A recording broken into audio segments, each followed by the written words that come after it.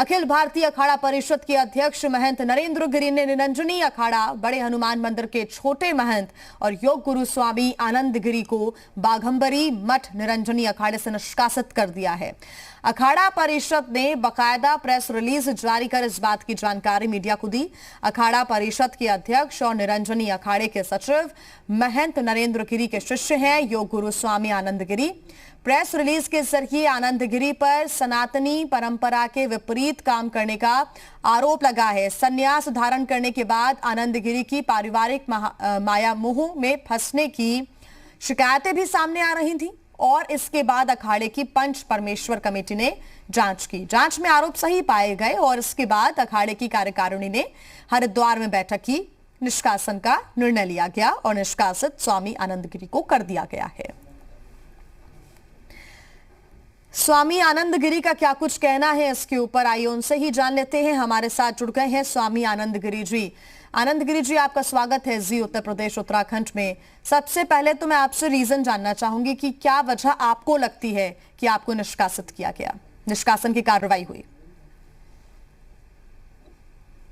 जी बहुत धन्यवाद। मुझे नहीं पता कि ये निष्कासन किस आधार पर हुआ है और कौन सी जांच कमेटी बैठी है और किसने जांच की है, मुझे कुछ भी नहीं पता है। मैं आज बहुत व्यथित हूँ, बहुत भयभीत भी हूँ। और जैसे कि हमारे परंपरा में पूर्व में होता रहा है कि साधुओं को मार दिया गया और संपत्ति के बड़े भारी विवाद हमेशा से अखाड़ों में होते रहे हैं। मैंने हमेशा कोशिश की कि मामला बैठ करके समझाया जाए।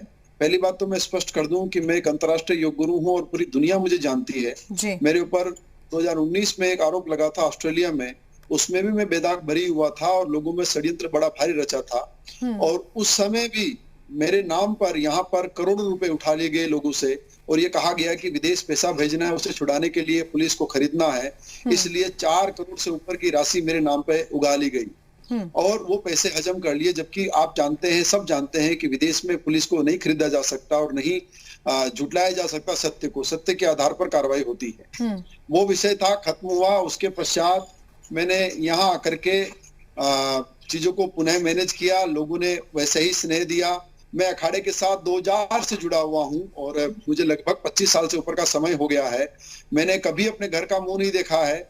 मैं एक बार मेरे साथ मेरे गुरुजी ने मुझे घर लेकर के गए थे, वो मेरे गुरु स्वयं साथ में थे और वो लेकर के गए थे, तब गया था। और वो दिन और आज का दिन, उसके बाद मैंने कभी घर का मुंह नहीं देखा। और मेरे जनपद में भी मैं कभी नहीं गया हूँ, मैं अपने जिले में भी कभी नहीं गया हूँ। ये मिथ्या आरोप है। और रही बात पैसों की और संपत्ति की, तो मैं एक अंतर्राष्ट्रीय योग गुरु हूँ, मैं दुनिया भर में जाता हूँ। अगर मुझे घर बसाना होता या मुझे संसार में रहना होता तो मुझे कौन रोक सकता है? मैं कुछ भी कर सकता हूँ। फिर मुझे किसी अखाड़े की या परंपरा की क्या आवश्यकता थी? मैं अखाड़े की परंपरा की उस संपदा को बचाना चाहता था जो अखाड़ा तबाह हो रहा है। मैं बहुत इस समय डरा हुआ हूँ। मुझे लग रहा है कि कहीं न कहीं मेरी की हत्या हो सकती है। बहुत बड़ा कुचक्र है, बहुत बड़ा षड्यंत्र है। मैं अपने गुरुजी को कुछ नहीं कह रहा हूँ, हो सकता है कि वह भी किसी के दबाव में बातें कर रहे हो, उनके ऊपर भी किसी प्रकार का कोई दबाव आया हो। आनंद गिरि जी, किसी का नाम आपसे नहीं बुलवाएंगे हम यहाँ पर, लेकिन ये जरूर जानना चाहेंगे आपसे कि क्या आपके मन में कुछ ऐसे नाम हैं जिनके मन में आपके प्रति दुर्भावना हो और इसी वजह से ये शिकायतें पहुंची वहां पर और फिर कार्रवाई हुई? बहुत सारे नाम हैं और कोई शिकायतें नहीं पहुंची है। एक भी शिकायत कहीं से नहीं पहुंची है। ये एक तरफा कार्रवाई है और बिना कुछ पूछे, बिना कुछ बताए कार्रवाई हुई। मैंने पूरे कुंभ में अखाड़े को हमेशा लीड किया है। मेरा फेस आप देख सकते हैं। मैं पुलिस की वेबसाइट पर, उत्तराखंड सरकार की वेबसाइट पर, इनके एड विज्ञापनों में मैं हमेशा से रहा हूं और हमेशा मैंने धर्म की पताका फहराने के लिए देश दुनिया में काम किया है। मैं पारिवारिक व्यक्ति नहीं हूं, मेरा परिवार बहुत बड़ा है।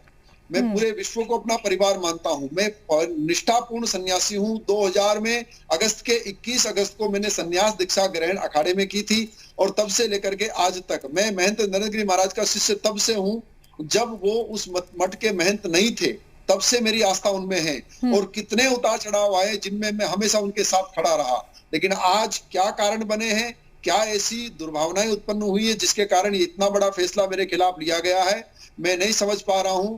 लेकिन आज मैं अपने आप को बहुत अकेला महसूस कर रहा हूं। और जैसे कि हमारे अखाड़े में या अन्य जगहों पर संपत्ति के विवाद में संतों को मार दिया जाता है, मुझे भी यही अंदेशा है कि कहीं न कहीं हो सकता है कि कुछ दिनों बाद आप ये खबर चलाएं कि जिस आनंद गिरी को निष्कासित किया गया था उसकी हत्या हो गई।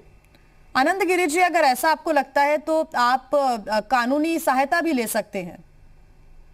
मैंने अपने स्तर पे अधिकारियों को, उत्तराखंड के डीजीपी को और यहाँ के लोगों को पत्र लिख करके सारी विषय से अवगत करा दिया है, सारा विषय उनके सामने रख दिया है। अब आगे उनके हाथ में है। अगर मुझे कुछ होता है तो मुझे लगता है कि धर्म की हानि होगी और ये बहुत गंभीर विषय है। अखाड़े के इतिहास में आप जाएंगे तो आप देखेंगे कि कुछ ही दिनों पहले ही ऐसे ही विवाद में मेरी ही उम्र का एक साधु मृत पाया गया था और उसको आत्महत्या के केस में खत्म कर दिया गया था। और वही लेकिन ऐसा हो क्यों रहा है बार बार? आनंद गिरी जी, आपने बताया कि इसके पहले भी कई आरोप लगाए गए जिससे आप बाइज्जत बरी हो गए। अब एक बार फिर वैसी ही स्थितियां सामने आ रही हैं। उसके पहले आपने बताया कि जो दूसरे साधु संत थे उनकी भी हत्या कर दी गई। इसके पीछे क्या वजह मानते हैं बड़ी आप? क्यों ऐसा हो रहा है? मैं नहीं समझ पा रहा हूँ। अभी मुझे नहीं पता है। इस संपत्ति वजह हो सकती है, किसी का द्वेष वजह हो सकती है, या कोई राजनीतिक षड्यंत्र वजह हो सकती है, मुझे अभी नहीं पता है। लेकिन मैं इतना जानता हूं कि मैं अपने भाव में निष्पक्ष हूं। मुझ पे कोई भी जांच करे, मैं जांच के लिए तैयार हूं। मेरा इतिहास बहुत स्पष्ट है। मुझे जानने वाले लोग लाखों की संख्या में है। दुनिया भर में लोग मुझसे प्यार करते हैं। मैंने कभी अपने परिवार से संबंध नहीं रखा। ये हरिद्वार में रहने वाले सभी संत जानते हैं, ये प्रयाग में रहने वाली सभी जनता जानती है मेरा वास्तविक स्वरूप क्या रहा है। ठीक, आनंद गिरी जी, क्या ये कार्रवाई बहुत जल्दीबाजी में हुई? पंच परमेश्वर कमेटी ने जो जांच की है इसमें आरोप सही पाए गए हैं, क्या बहुत आनंद फानन में कार्रवाई हो गई और तुरंत ही निष्कासित कर दिया गया, या फिर लंबे समय से कोई आरोप लगा रहे थे आपके ऊपर? ये केवल एक पत्र के ऊपर में एक दबाव मुझ पे बनाया जा रहा था लगातार नवंबर महीने से। उस दबाव को मैंने नहीं सहन किया। इसकी वजह से एक तरफा कार्रवाई बिना मुझे बताए और बिना किसी जांच के कार्रवाई हुई है। कोई जांच नहीं की गई, कोई कमेटी नहीं बैठी, कोई किसी ने जांच नहीं की।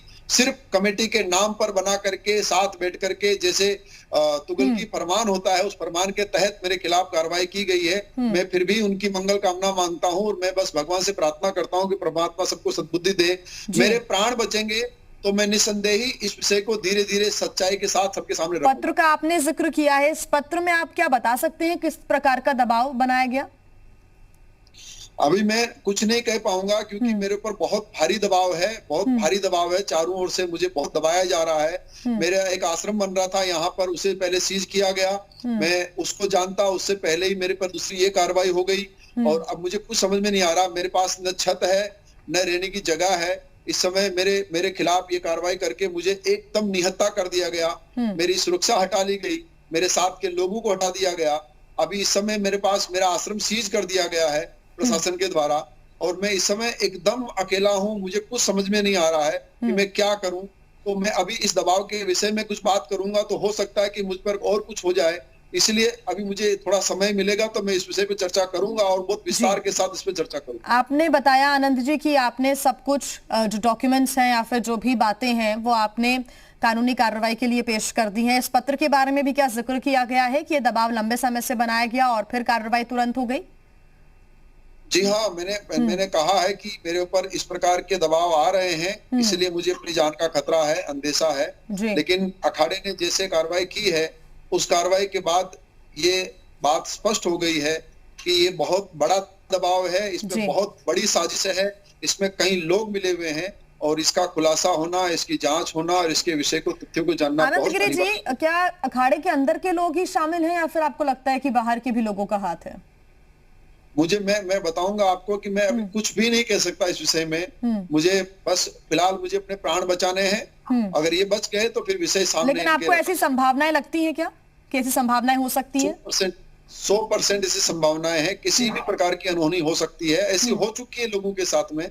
मैं हमेशा से, चाहे पालघर का प्रकरण रहा हो, चाहे वो राम मंदिर का प्रकरण रहा हो, हमेशा मुखर रहा हूं। मैं बहुत अच्छे ढंग से अपने धर्म की बात दुनिया भर में रखता हूँ। तो आगे भी इस चीज को रखूंगा। लेकिन वर्तमान में मुझे बहुत भयभीत हो गया हूं मैं। मेरी छत छीन ली गई है, मेरा सब छीन लिया गया है, मेरा एकदम पूरी तरह से मुझे तबाह कर दिया गया है। ठीक। अभी वर्तमान में मेरे पास रहने की जगह नहीं है, मैं कहाँ रह रहा हूँ मुझे खुद को भी नहीं पता ठीक से। तो मैं अभी पहले स्वयं को संभालूं और फिर विषय को देख करके इस पे आगे ठीक, चर्चा। कानूनी मदद भी आपने मांगी है, वहां से क्या कदम आगे उठाया जाता है ये देखना होगा। आनंद गिरी जी, बहुत धन्यवाद आपका हमारे साथ जुड़ने के लिए।